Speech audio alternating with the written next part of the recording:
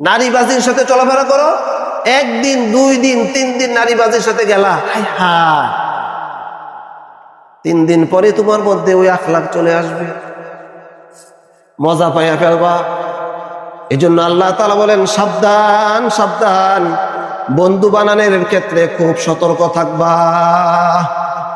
2 number, মন্দ বন্ধুর উদাহরণ দিচ্ছেন কামারের দোকানের সাথে। কিসের দোকান বলেন, কিসের দোকান? আল্লাহর রাসূল বলেন ওয়াকিরিল হাদ্দাদ, কামারের দোকানের উদাহরণ হলো ইউহরিকু বাদানাক। তুমি যদি কামারের দোকানে কিছুক্ষণ বসো, ওই কামারের দোকানের স্ফুলিঙ্গ বা আগুন এসে হয়তো তোমার শরীরকে জ্বালায় দিবে, কোনো জায়গায় পড়বে, তোমার ফসা পড়ে যাবে, আও সাউবাক, অথবা তোমার কাপড় কোনো দিক দিয়ে পুড়ে যাবে, আও তাজিদু মিনহু রিহান খাবিসাতান, তোমার শরীরও পড়ে নাই, তোমার কাপড়ও পড়ে নাই, কোনো ক্ষতি হয় নাই। বন্ধু, আল্লাহর রাসূল বলেন তারপরও তুমি কামারের দোকান থেকে বের হওয়ার পরে মানুষ বলবে তোমার সাথে ধোঁয়ার গন্ধ করে, ঠিক কিনা? এই যে উদাহরণ কে দিয়েছেন? মুহাম্মাদুর রাসূলুল্লাহ সাল্লাল্লাহু আলাইহি ওয়াসাল্লাম। ভালো বন্ধুর উদাহরণ কার সাথে দিয়েছেন? আতরের দোকানের সাথে। মন্দ বন্ধুর উদাহরণ কার সাথে দিয়েছেন? মুহতারাম হাজিরিন, এই যে পানির মৌসুম আছে, পানির মৌসুম, এই পানির মৌসুমে নৌকা বোঝাই করে পিকনিকে যায়। এই পিকনিকের 100-150 যুবকের ভিতরে 2-3টা যুবকে এভাবে নেশা লয়া লয়। তারপরে ওই চরে যায় যখন এইভাবে নৌকা থামায়া চলাফেরা করে, গ্রুপ বসে, বলবেন হুজুর আপনি গেছেন কিনা, আপনি দেখছেন কিনা, সব খবর আমার কাছে আছে। ওই গ্রুপ বসে আর কিছু সরল সোজা যুবক ঘুরেফেরা করে। তখন তারা চিন্তা করে তারা কি করে যাই দেখে তারা বলে ভাই আমার একটু দেও না, আই নেও বন্ধু নাও, খাও, ফিরি খাও। 1 মাস পরে আবার বাড়িতে আসার পরে বাবাকে চাপ দেয়, মাকে চাপ দেয়, আমি আবার পিকনিকে যাব কেন? ওই যে নেশায় পাইছে। এই জন্য মুহতারাম হাজিরিন, আমাদেরকে যেরকম ভালো বন্ধু নির্বাচনের ক্ষেত্রে সতর্ক থাকতে হবে, আমাদের ছেলে মেয়েদেরকে, সন্তানদেরকেও, আমাদের ছেলে মেয়েরা, আমার মেয়ে কেমন মেয়ের সাথে চলাফেরা করে। মুহতারাম হাজিরিন, এখন অধিকাংশ বদকার মেয়ের সাথে চলাফেরা করার কারণে ভালো মেয়েগুলো নষ্ট হচ্ছে কিনা? দেখতেছি আমার মেয়ের বান্ধবী আমার বাসায় আসতেছে, অথচ তার চলাফেরা আরো মন্দ মানুষের সাথে। এজন্য তার টার্গেট হলো ওই ভালো মেয়েটাকে, ভালো ফ্যামিলির মেয়েটাকে নষ্ট করা। সতর্ক থাকতে হবে, ছেলেদের বেলায় সতর্ক থাকতে হবে, মেয়েদের বেলায় সতর্ক থাকতে হবে। মেয়েদের বেলাও আজকে অহরহ দুর্ঘটনা ঘটছে। কেন? তালাশ করে দেখা গেছে তার বান্ধবী ছিল নষ্ট, তারপরে তালাশ করে দেখা গেছে তার বান্ধবী ছিল আরো বড় নষ্ট।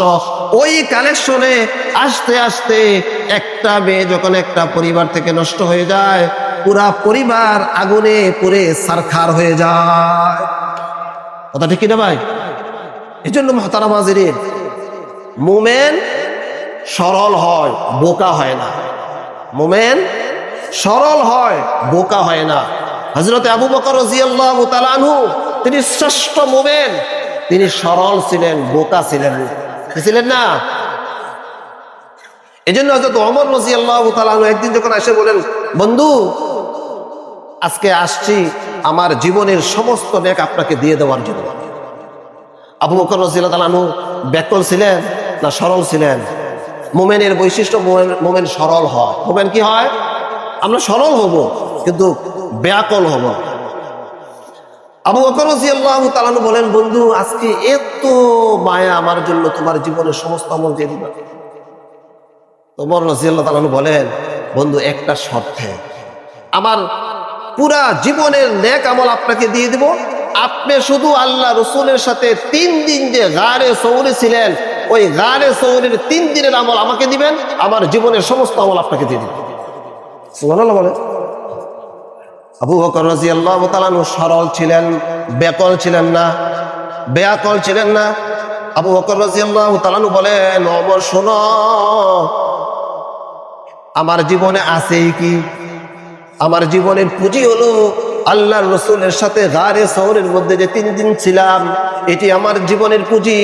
হাসরে ময়দানে আল্লাহ তাআলাকে বলবো, আল্লাহ আমার জীবনের কিছুই নাই, শুধু তোমার রাসূলের সাথে 3 দিন গারে সওরে ছিলাম, ওই আমলের বদৌলতে তুমি আমাকে জান্নাত দিয়ে দাও।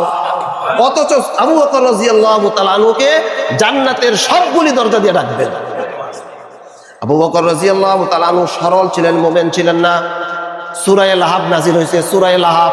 সূরা লাহাব কার ব্যাপারে বলেন? কার ব্যাপারে? আবু লাহাব। শুধু কি আবু লাহাব? আবু লাহাব এবং তার স্ত্রী উম্মে জামিলের ব্যাপারে। আবু লাহাবের শাস্তি যে কি হবে, উম্মে জামিলের শাস্তি যে কি হবে। একদিন উম্মে জামিল দেখতেছে আল্লাহ রাসূল সাল্লাল্লাহু আলাইহি ওয়াসাল্লাম বাইতুল্লাহতে নামাজ পড়তেছেন। এজন্য উম্মে জামিল বড় একটা পাথর লইছে, সেজদায় গেলে আল্লাহ রাসূলের মাথা মুবারকে মারবে, আজকেই শেষ করে দিবে। নাউজুবিল্লাহ বলেন। উম্মে জামিল যখন পাথর নিয়ে আসতেছে, তো দেখতেছে সামনে আবু বকর দাঁড়ায় আছে। আবু বকর রাদিয়াল্লাহু তাআলা আনহু দেখতেছেন উম্মে জামিল পাথর নিয়ে আসতেছে। এইভাবে আসতে আসতে যখন আবু বকর রাদিয়াল্লাহু তাআলা আনহুর কাছে আসছেন, আল্লাহ তাআলা আল্লাহর রাসূল এবং উম্মে জামিলের মাঝখানে আল্লাহ তাআলা একটা পর্দা দিয়ে দিলেন। কেন পর্দা দিয়েছেন? আল্লাহ তাআলার ওয়াদা, ওয়া ইযা ক্বারাআতাল কুরআনা বাইনাকা ওয়া বাইনাকা হিজাবাম মাসতুরা। যারা নামাজে দাঁড়ায় কোরআনে কারীম তেলাওয়াত করে, তাদের মাঝখানে, তাদের শত্রুর মাঝখানে আল্লাহ তাআলা বলেন আমি একটা পর্দা টেনে দেই। তো উম্মে জামিল আবু বকর রাদিয়াল্লাহু তাআলার কাছে এসে দেখেন মুহাম্মদ সাল্লাল্লাহু আলাইহি ওয়াসাল্লাম নাই। মানে উম্মে জামিল আর দেখতেছে না, পাইতেছে না। এবার উম্মে জামিল বলে, আবু বকর তোমার বন্ধু কই? আমি তো একটু আগে তোমার বন্ধুকে এখানে দেখছি। আবু বকর রাদিয়াল্লাহু তাআলা চিন্তা করেন, আমি যদি বলি আমি দেখি নাই, তাহলে আমি তো সিদ্দিক, আমার লকব তো সিদ্দিক লেগে গেছে, আল্লাহ তাআলা সিদ্দিকের খাতা থেকে আমার নাম কেটে দিবেন। আর যদি বলি এই যে এখানে, তাহলে আল্লাহর রাসূলের উপরে সে আঘাত করবে। আবু বকর রাদিয়াল্লাহু তাআলা বলেন, তিনি কত সহজ সরল, তিনি জবাব দিয়েছেন, উম্মে জামিল খুঁজে দেখো। সুবহানাল্লাহ বলেন। আমি দেখি নাই, আমি জানি না, অথবা এই যে এটাও বলে না। কি বলছেন? খুঁজে দেখো। কি দেখো? খুঁজে দেখো, তালাশ করো। এজন্য মুহতারাম হাজিরিন, আমরা অতি সহজ সরল হব, বেআকল হব না। পরিবারের বিষয়ে আমরা উদাসীন হব না। আমাদের ছেলে মেয়েদের ব্যাপারে আমরা চৌকান্না থাকবো, সতর্ক থাকবো। তাদের বন্ধু, তাদের সহপাঠীর বিষয়ে আমরা খুব সতর্ক থাকবো। আল্লাহ তাআলা আমাদেরকে বুঝা আমল করার তৌফিক দান করেন। আখিরু দাওয়ানা আলহামদুলিল্লাহি রাব্বিল আলামিন।